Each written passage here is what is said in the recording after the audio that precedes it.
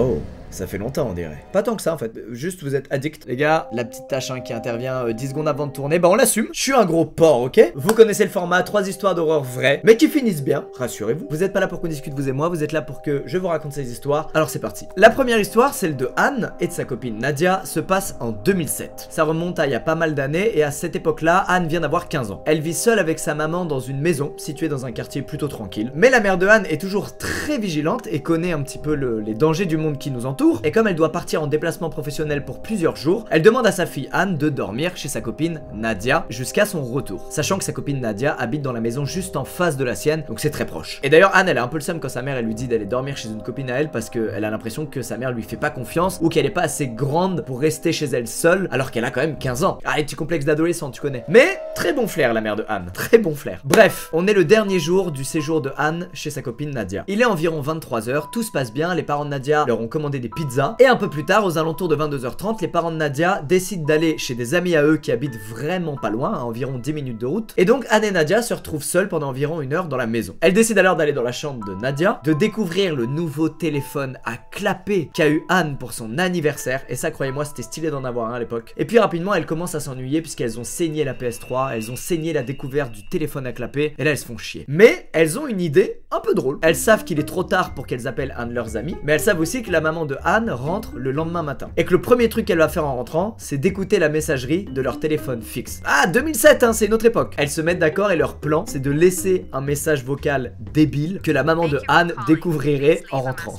Ça me fait un peu rire. Je trouve l'idée pas si nulle. Elles appellent donc le numéro du téléphone fixe de la maison de Anne. Normalement, il faut qu'il y ait 5 sonneries avant de pouvoir laisser un message. Sauf que là, au bout de 3 sonneries, il y a une voix qui dit bonsoir. Une voix que Anne décrit comme appartenant à un homme d'environ 60 ans qui aurait fumé 3 paquets de cigarettes par jour les 40 dernières années de sa vie. Anne et Nadia restent bouche bée, elles comprennent pas, elles s'attendaient à tout sauf à ça. Et puis la voix au bout du fil dit « Vous n'auriez pas dû appeler ».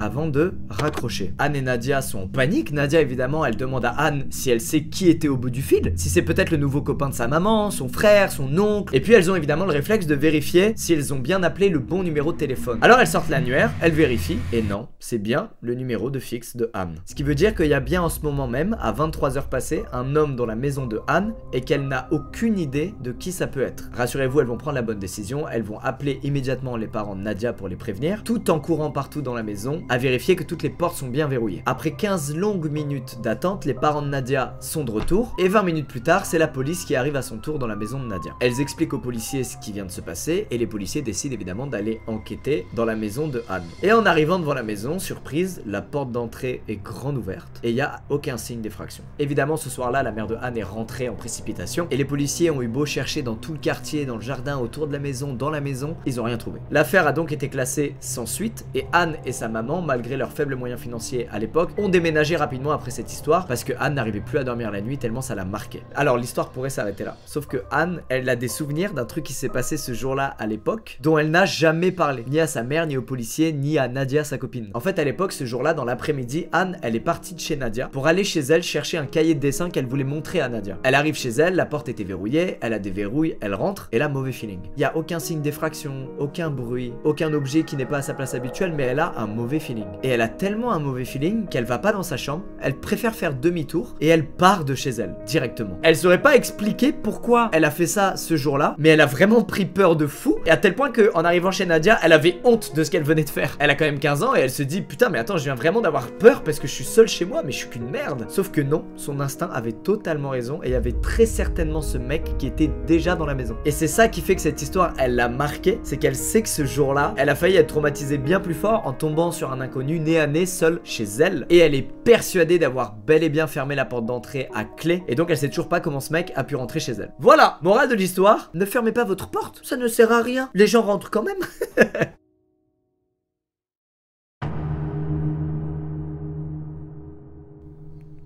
Excusez-moi, je me suis accordé une pause parce que l'autre là, la deuxième, j'aime pas du tout. C'est l'histoire de Yone. Oui, c'est un prénom coréen et c'est normal, ça se passe en Corée. À cette époque, Yone vit donc dans un complexe d'appartements à Séoul. Elle est mère au foyer, elle a une jeune fille de 6 ans et son mari travaille toute la journée. Ce jour-là, elle revient des courses qu'elle a faites avec sa fille. En arrivant dans son immeuble, elle appelle l'ascenseur et quand les portes s'ouvrent, elle tombe sur un mec qui porte un imperméable jaune et une casquette vraiment dressée vers le bas. Et en plus de ça, l'homme baisse lui-même la tête, ce qui fait qu'elle ne peut absolument pas voir son visage. C'était pas qu'une histoire histoire de style, c'était vraiment une envie d'être incognito. Elle rentre quand même dans l'ascenseur, mais elle a un instinct maternel et elle pousse sa fille à l'opposé de l'homme avec sa main. Elle appuie alors sur le numéro 12, puisqu'elle habite au 12e étage, et elle se rend compte à ce moment-là que aucun autre numéro n'est allumé. Sauf que l'inconnu avec elle dans l'ascenseur n'est pas descendu au rez-de-chaussée. Elle décide alors de jeter discrètement des coups d'œil à l'inconnu, et elle remarque qu'il tient quelque chose dans sa main, enveloppé dans du papier journal. Yone comprend qu'elle est très probablement dans une situation très dangereuse et elle a un réflexe incroyable, elle prend son portable et elle fait semblant d'appeler son mari en faisant croire qu'il est à la maison, donc au 12e étage dans l'appartement. Sauf qu'en réalité, il est pas du tout à l'appartement son mari, il est au travail. Elle dit quand même à haute voix qu'elle est dans l'ascenseur, qu'elle va pas tarder à arriver devant la porte d'entrée et elle lui demande, fictivement, de venir lui ouvrir la porte et de l'aider à rentrer les courses dans l'appartement. Elle fait semblant de raccrocher et quelques secondes plus tard, l'ascenseur arrive enfin au 12e étage. Elle attrape sa fille, elle descend de l'ascenseur et elle marche aussi vite qu'elle peut vers la porte de son appartement. Elle fait donc semblant d'attendre que son mari lui ouvre la porte et du coin de l'œil, elle voit l'inconnu s'arrêter, puis faire demi-tour et retourner vers l'ascenseur. Et elle commence à taper le code pour ouvrir sa porte d'entrée. Problème, quand elle appuie sur le premier chiffre, ça fait un bruit. Et ce bruit, l'inconnu l'entend. Aussitôt, il comprend que personne n'est là pour venir ouvrir à Yone, que depuis le début, elle a totalement feinté la pseudo-présence de son mari dans l'appartement. L'inconnu se retourne et se met à courir vers Yone. Yone tape les chiffres du code à toute vitesse, la porte se déverrouille, elle jette sa fille à l'intérieur et elle claque la porte derrière elle alors que l'inconnu est à seulement quelques centimètres de la porte. L'inconnu n'a pas eu le temps de glisser son pied ou son arme dans l'ouverture de la porte pour l'empêcher de se fermer. Immédiatement, Yone regarde à travers l'œil de la porte et elle voit l'homme s'éloigner et prendre de nouveau la direction de l'ascenseur. Le soir, Yone explique évidemment ce qui s'est passé à son mari et heureusement, elle ne croise pas de nouveau cet homme au kawaii jaune. Et c'est 5 mois plus tard qu'elle découvre ce à quoi elle a échappé ce jour-là grâce à sa feinte légendaire du mari qui soi-disant l'attendait dans son appart. Elle passe devant un kiosque et la couverture du journal attire tout de suite son attention puisque c'est une photo d'un homme qui a un kawaii jaune. Et cet homme, il a exactement la même carrure que l'homme à qui elle a échappé ce jour-là en rentrant chez elle et qui vient d'être arrêté par la police pour avoir tué plusieurs femmes, majoritairement des prostituées. Yone, ce jour-là, elle a eu un sens de l'observation de dingue et ça lui a sauvé la vie. Tout simplement. Je serais mort 300 fois à la place de Yone. Pour la simple et bonne raison que j'aurais été sur mon téléphone. J'aurais rien capté à ce gars à côté de moi. Il m'aurait trucidé.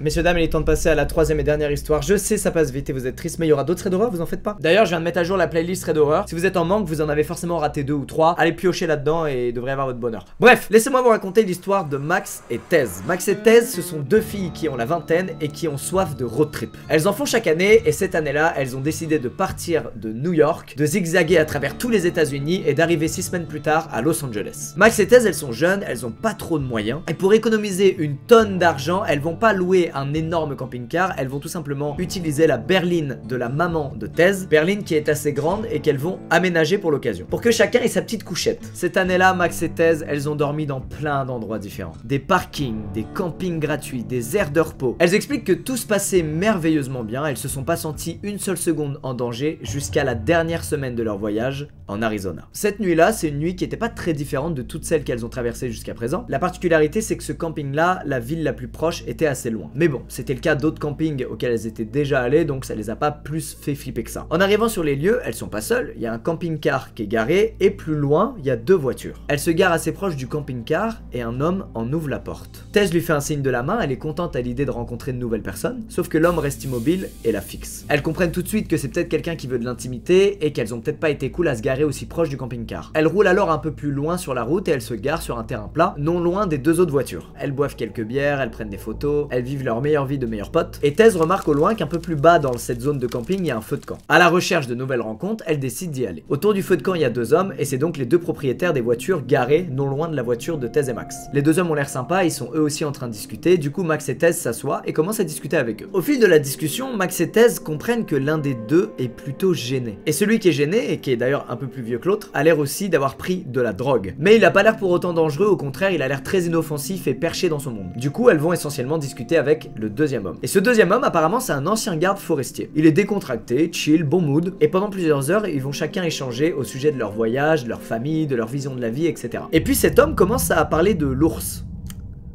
Ouais. Il leur dit que quelques heures plus tôt, il a aperçu un ours au loin qui faisait des tours autour de la zone de camping et en vrai c'est un truc plutôt fréquent parce qu'ils savent qu'il y a de la nourriture et donc des fois ils viennent gratter de la bouffe. Max et Tess elles badent un peu parce que souvent la nuit elles se lèvent pour aller aux toilettes et donc elles ont tout sauf envie de se faire agresser par un ours en pleine nuit. Et d'un ton très sérieux, il leur explique que si elles sortent de leur voiture au beau milieu de la nuit, c'est pas que d'un ours dont elles devraient s'inquiéter. Ah bon? Elles sont pas très sereines, elles regardent le deuxième homme, heureusement il est toujours en plein trip et parfaitement inoffensif. Et puis l'ancien garde forestier se lève et va vers la glacière pour se prendre une nouvelle bière. À ce stade, on est dans la forêt, il fait une nuit noire, et donc tout ce qui n'est pas très proche du feu de camp est plongé dans l'obscurité et n'est pas visible. Et c'est le cas de la glacière. Max et Tess regardent quand même en direction de vers là où il est parti, et après plusieurs secondes de noir, elle voit un point rouge apparaître. Le ranger est dans l'obscurité, à quelques mètres d'elle, et il vient apparemment de prendre une photo d'elle. Elle reste bouche bée parce que généralement avant de prendre des gens en photo, tu leur demandes. Et puis il vient se rasseoir avec elle près du feu, comme si c'était rien passé. Max et Tess immédiatement ne sont pas du tout rassurées. Elles se lèvent, elles expliquent aux deux hommes qu'il est tard et qu'elles doivent y aller. Le vieil homme toujours dans son trip leur souhaite bonne nuit. L'ancien ranger, lui, les regarde avec un sourire aux lèvres et leur dit de faire attention, parce que là-bas, dans les bois, il y a plus que des ours. Immédiatement, elle se demande pourquoi il les a prises en photo. Surtout sans dire un mot, sans demander, sans rien, c'est super bizarre. Et Max se souvient qu'elle a vu un documentaire sur les tueurs en série et que certains d'entre eux parfois avertissent leurs victimes. Malgré l'obscurité, elle retrouve leur voiture, elle rentre à l'intérieur. Max démarre alors la voiture et allume les phares, prend la direction du chemin de terre qu'elles ont emprunté pour arriver au camping et en regardant dans son rétroviseur, elle voit le ranger debout sur le chemin de terre, marchant vers elle en souriant avant de le voir disparaître dans l'obscurité à cause de la distance.